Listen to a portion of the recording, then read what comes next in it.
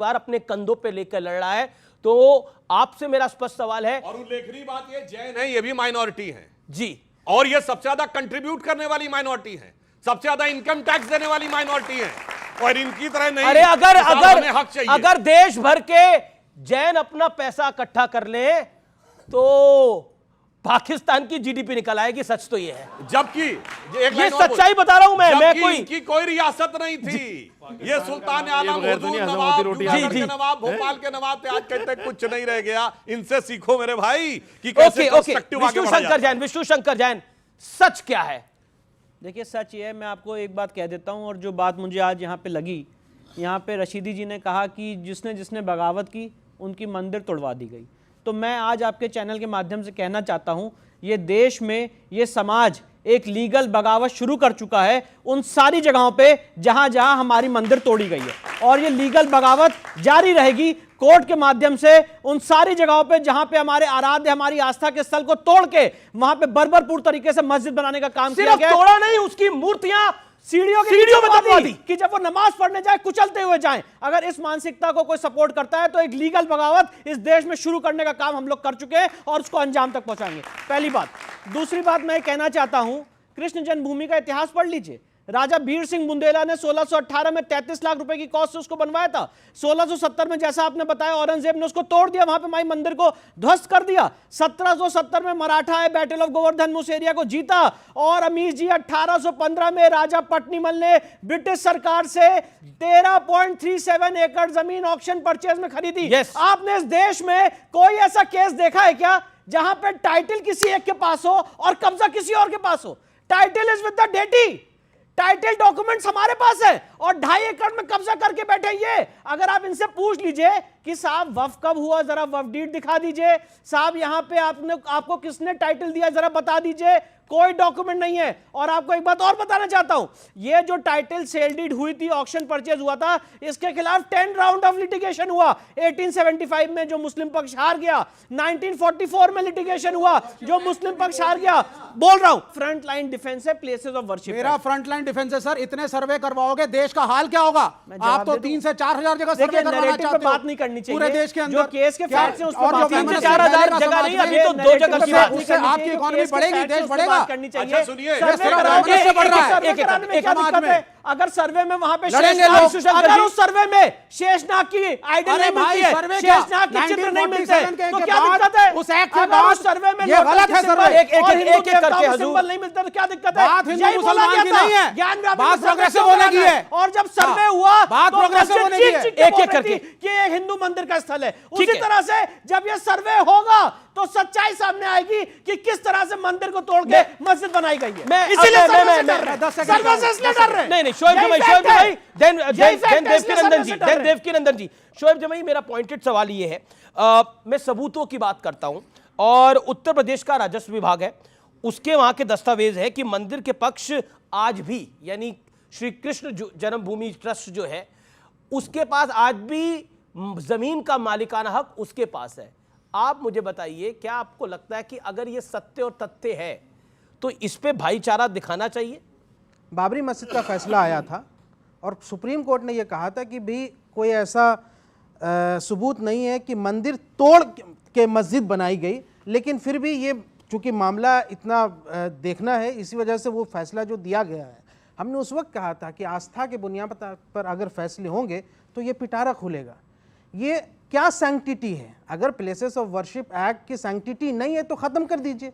आपकी बातों में एक फैलेसी है, मैं पूरी बात कर लूं। आपकी बातों में एक फैलेसी है। काशी और मथुरा हिंदू पक्ष का तो साल दर साल मेरा कहना है, आई थी नहीं आई थी, उससे पहले से है। आप बताइए, 100 साल से है, 200 सालों से है। आप औरंगजेब की बात कर रहे हैं, आप औरंगजेब को बुला के यहाँ डिबेट कर लीजिए। हम औरंगजेब के प्रवक्ता नहीं है, लेकिन संविधान तो औरंगजेब ने नहीं दिया। कैसे आएगा औरंगजेब? संविधान तो औरंगजेब नहीं दिया। दिखाइए औरंगजेब को यहाँ पर। वैसे आप लेके आइए, नाम की रोड बदली गई तो कौन कौन आया था बताइए। आप लेके आइए। सुनिए ना, औरंगजेब ने संविधान नहीं दिया और ना ही यहाँ से जो एक्ट बने हैं वो औरंगजेब। जब हमने इस देश में रिपब्लिक को अपनाया, जब संविधान को अपनाया, जब कानूनों को अपनाया, तो औरंगजेब नहीं था।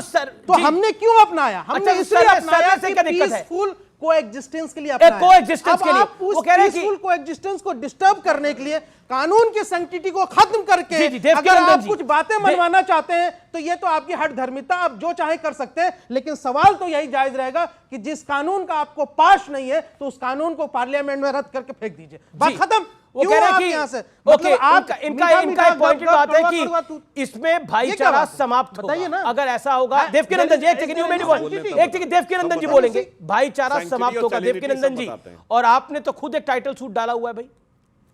देखिए मेरा गला खराब है जी, तो इसलिए कृपा करके मुझे 2 मिनट सुन लें बीच मैं में। माइक आपके पास दूसरा माइक लेके आ जाता हूँ। हाँ, उसका स्पीकर दे दीजिए। जी बढ़ा जी जी दीजिए जी बात। जी जी, बोलिए बोलिए। आप सभी को एक बात बता देता हूँ, भाईचारे की बात है तो हम इनके खुदा और कुरान की कोई स्थान नहीं छीन रहे। जहाँ हमारा राम है, जहाँ हमारा कृष्ण है, जहाँ हमारे शिव हैं, उस जगह पर ये भाईचारा हमारे साथ नहीं निभाना चाहते। मथुरा में कोई भी इनका पीर पैगंबर आया हो तो बता दें हमें। अगर नहीं आया है तो हमारा कृष्ण आया है, वेद कहता है, पुराण कहता है, रामायण कहती है, हमारी गीता कहती है, और अगर ये सब कहते हैं तो इनको भाईचारा निभाने के लिए मथुरा हमको देना चाहिए। जी, पॉइंट बहुत डायरेक्ट है। ओके ओके ओके, इस पर आप कुछ कहना चाहते, बोलिए बोलिए शोएब।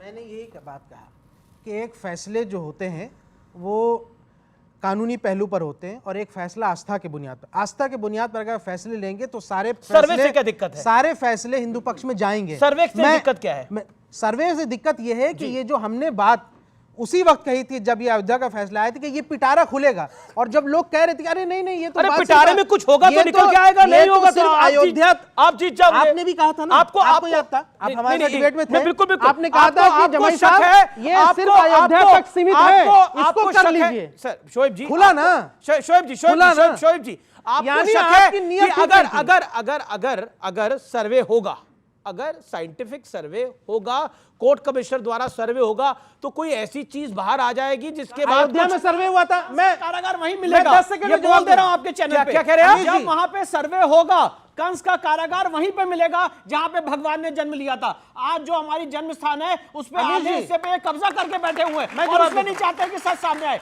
मैं एक बात पूछना चाहता हूं, इन्होंने यहाँ पे समझौते की बात की, मैं आपके चैनल के माध्यम से पूछना चाहता हूं अमीश जी, कौन थे अनंत शय्या मंग्यार और द्वारका प्रसाद मिश्रा जो चीफ मिनिस्टर थे मध्य प्रदेश के, जिन्होंने समझौता किया था? कोई पेपर ही नहीं था जिसमें समझौता जिसपे समझौता हुआ, कोई पेपर नहीं था। आपने समझौता कर लिया पूरे समाज की तरफ से, और ओरिजिनल मालिक थी श्री कृष्ण जन्मभूमि ट्रस्ट, उसने आज तक साइन नहीं किया है। वही कहता है श्री कृष्ण भूमि ट्रस्ट कि उस समय हमारे साथ धोखा करा था उस समय की सरकारों ने, ये कहता है वो। और अगर और आप तो सुप्रीम कोर्ट भी गए। मुझे 10 सेकंड से, हम भी कब कह रहे हैं, हम ये थोड़ी कह रहे हैं पेशवा वार्षिक एक्ट का उल्लंघन सर्वे में कहां से है भाई?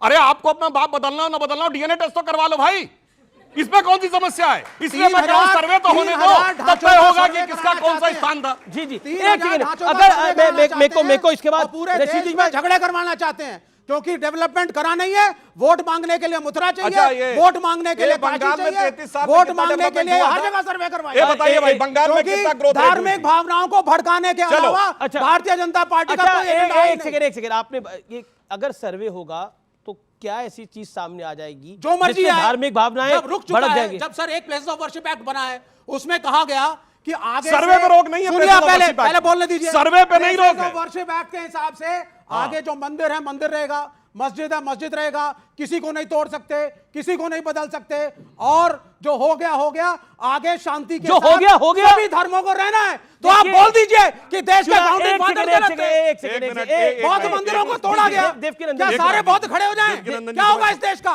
पुष्यमित्र शुंग कौन था? कितने बौद्ध हो गया? अच्छा बताइए ना। अब आप शांत हो जाइए। किताब का नाम बताओ, एक किताब का नाम बताओ। नहीं कुछ नहीं होता, आपको भी मालूम है मैं क्या कह रहा हूँ। बताइए ना, वोट चाहिए, वोट के लिए धर्म को बेचते हो, वोट के लिए धर्म को लाते हो, वोट के लिए राम को लाते हो। अच्छा, ये फुरफुरा शरीफ क्या था? धर्म नहीं है वो, धर्म। फुरफुरा शरीफ को तो हमने सेकुलर बना दिया।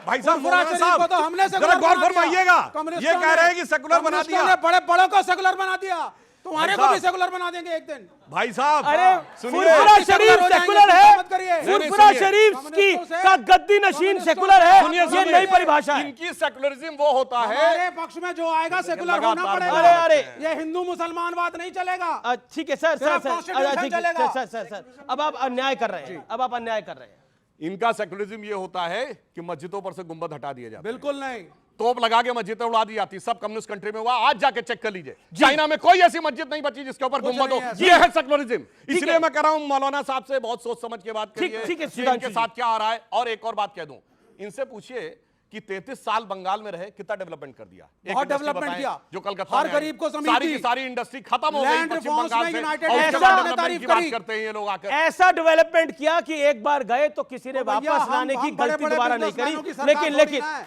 एक बार आप आप गए हैं वहां बड़े से बड़े तो बिजनेसमैनों की आपको सरकार। वहां पर उसी पार्टी ने हटाया ना जिसके साथ आप अलायंस कर रहे हो। बात तो सच यही है ना। देखिए, हम बड़े अच्छा, ठीक है, बिजनेसमैनों के अब- पक्ष में अब नहीं मैं- हैं। अब मैं- अब हम मैं- मजदूर की अब- सरकार बनाते हैं। एक सेकंड, आप बिल्कुल मजदूर की बात करिए। मजदूर की भी बात करनी चाहिए। अगर मंदिर बनता है तो मजदूरों को भी काम मिलता है, ये ध्यान रखना। ओके फैक्ट्री ओके बनने से ओके, नहीं एक मिलेगा। सेकंड सर आप रुकिए। अब मैं आपके पास आता हूं देवकीनंदन जी। देवकीनंदन जी, एक बात कही गई कि जो हो गया वो हो गया, 84 के दंगे हुए तो हुए, अब मंदिर वहां पर टूट गया था तो क्यों वापस सारे मामले को खुलवाना है? अगर क्या हो गया, वासुदेव कृष्ण की मूर्तियां, राधा रानी की मूर्तियां सीढ़ियों में गड़ी है, क्या हो गया इसमें? क्या बड़ी बात क्या है इसके अंदर? आम है, लोग तो आदी हैं इसके, हिंदुस्तान तो आदी है 100 सालों से। देखिए, भगवान श्री कृष्ण सिर्फ हिंदू ही नहीं, भारत से बाहर भी कितने लोग भगवान श्री कृष्ण को पूजते हैं और उनकी छवि जामा मस्जिद की सीढ़ियों में हो, तो ये सभी सनातनियों के लिए शर्म की बात है, डूब मरने की बात। ठीक है, पहली बात। दूसरी बात, जो हो गया ऐसा नहीं होता है। अगर किसी के भी माँ बाप के फोटो को सीढ़ी के नीचे कोई भी दबा दे, हो गया, अब क्या करें? नहीं निकाले कि नहीं? आप बताइए मुझे, आप बच्चे बताइए। निकाले जी, निकाले। दूसरी बात, संविधान में सबको समान अधिकार है। आज़ादी के बाद सिर्फ सनातनियों के मंदिर सरकार के अंडर में है, हाँ या ना? किसी और के क्यों? हमारे लिए अधिकार नहीं है, हमारे लिए कोई राइट नहीं है, हमारे मंदिर रख लिए गए। तो मैं आप सबसे निवेदन करूंगा, हम संविधान का प्रयोग कर रहे हैं, जो फंडामेंटल राइट है उनका प्रयोग कर रहे हैं जी। फंडामेंटल राइट सिर्फ ब्राह्मणों के लिए है, सिर्फ ब्राह्मणों के लिए है कि हम ही कंट्रोल करेंगे मंदिरों को। सरकार के पास वो फंड नहीं जाना चाहिए, हमारी जेब में जाना चाहिए। बताइए ना इसको। आपने इनजस्टिस की बात करी, अच्छा, मौलवियों के लिए है कि नहीं? दलितों की ये बात करी बताइए, ना। मस्जिदों अरे को रुकिए, कंट्रोल पहले करता है, मैं बोलिए। आप मौलवी मुझे दीजिए मुफ्ती पहले। मुकर्रम आप- कोट आप- करते हैं कि आप नहीं? बिल्डिंग बोलिए। मत करिए अब। भागिए नहीं, आप बिल्डिंग मत करिए आप ज्यादा। जी, ये बताइए, दलितों कौन कंट्रोल करता है? खिलाफ आप जो बिशप अन्याय कानून हुआ, करते हैं कि नहीं? दलितों के बेवजह खिलाफ की जो बात अन्याय कर हुआ, सकते हैं। वो जस्टिस कौन देगा? अच्छा, सुनिए। कौन देगा वो एक जस्टिस? टेक्निकल पॉइंट, माइक है, चिल्लाने लगे। माइक है, सर, जी, जी। एक टेक्निकल पॉइंट, इन्होंने कहा उपासना स्थल विधेयक है ना, वर्शिप एक्ट, हिंदी में जाके चेक कर लीजिए। उपासना स्थल, उपासना शब्द दो शब्दों से मिलकर बना, उप और आसन।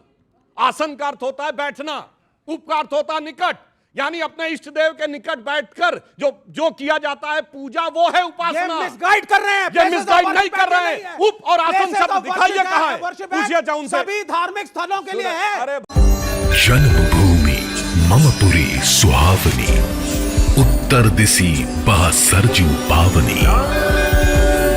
अयोध्या करोड़ों की आस्था का केंद्र, भव्य राम मंदिर का दिव्य स्थल।